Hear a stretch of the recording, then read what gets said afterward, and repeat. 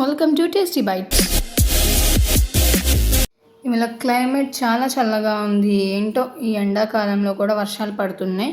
సరే అమ్మని స్నాక్స్ ఏమైనా చేయమందా అని అడుగుదాం అనే వెళ్ళేలోగా మొత్తం స్నాక్స్కి కావాల్సినవన్నీ రెడీ చేసుకొని పక్కన పెట్టుకుంటుంది. సరే అమ్మ, ఇంతకీ ఏం స్నాక్స్ చేస్తున్నావు, కొంచెం నాకు చెప్పు అని అడగ్గా చూడండి ఏం చెప్పిందో. Momos and Schezwan sauce. విన్నారుగా, మోమోస్ అండ్ షెజ్వాన్ సాస్.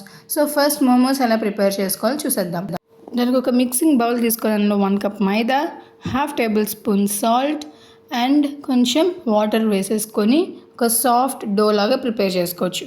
మీరు మైదా ప్లేస్లో గోధుమ పిండి కూడా రీప్లేస్ చేసుకోవచ్చు, కానీ గోధుమ పిండికి అంత జిగురు ఉండదు కాబట్టి మోమోస్ చేయడానికి కొంచెం కష్టంగా ఉంటుంది.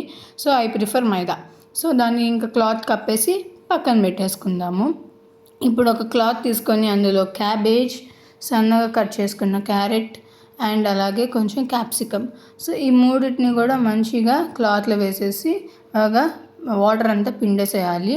సో మిగిలిన వాటర్ ఉంటాయి కదా, ఎక్కువ వస్తే కనుక వాటితో పడేయకుండా సూప్ కూడా చేసుకోవచ్చు. ఇలా అయితే రెడీ చేసుకున్నాం. సో ఇప్పుడు ఇది అడిషనల్ ప్రాసెస్ అనమాట. సో మీరు డైరెక్ట్గా పిండిన క్యాబేజ్ని స్టఫింగ్ చేసేసుకోవచ్చు, కానీ నాకు ఆ క్యాబేజ్ పచ్చి స్మెల్ నచ్చదు కాబట్టి కొంచెం ఆయిల్ వేసుకొని పచ్చివాసన పోయే వరకు ఒక 2-3 మినిట్స్ అలా ఫ్రై చేసుకుంటున్నాం అనమాట.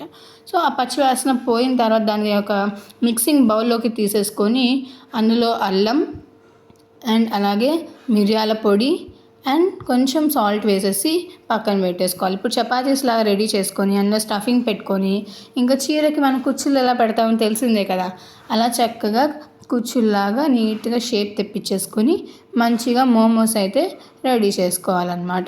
సో ఇలా మోమోస్ రెడీ చేసుకున్నాక ఇడ్లీ పాత్రకి కొంచెం ఆయిల్ అప్లై చేసేసి ఈ మోమోస్ని పెట్టుకోవాలి. ఆయిల్ కంపల్సరీగా అప్లై చేయాలి. ఒక 15-20 మినిట్స్లో మనకి మోమోస్ రెడీ. ఇప్పుడు మనం షెజ్వాన్ సాస్ ఎలా చేసుకోవాలో చూసేద్దాం. ఒక మిక్సీ జార్ తీసుకొని అందులో వెల్లుల్లి అండ్ అలాగే నానబెట్టుకున్న ఎండుమిరపకాయలు, అవే నీళ్ళు, అలాగే కొంచెం ఉప్పు వేసేసుకొని ఇలా పేస్ట్ చేసుకోవాలి.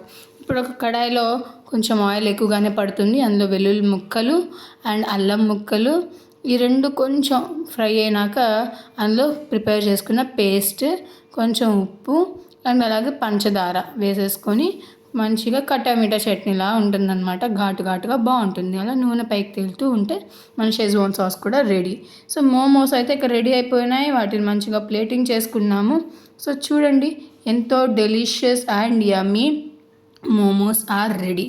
సో అసలు స్ట్రీట్ స్టైల్ లాగా ఎంత పర్ఫెక్ట్గా వచ్చిందంటే టెక్స్చర్, అసలు ఆ సాస్ కోసమైనా మనం మోమోస్ తినాలి అన్నట్టుగా ఉంది సాస్ అయితే. సో మీకు ఈ వీడియో నచ్చితే please like, share and subscribe and don't forget to comment.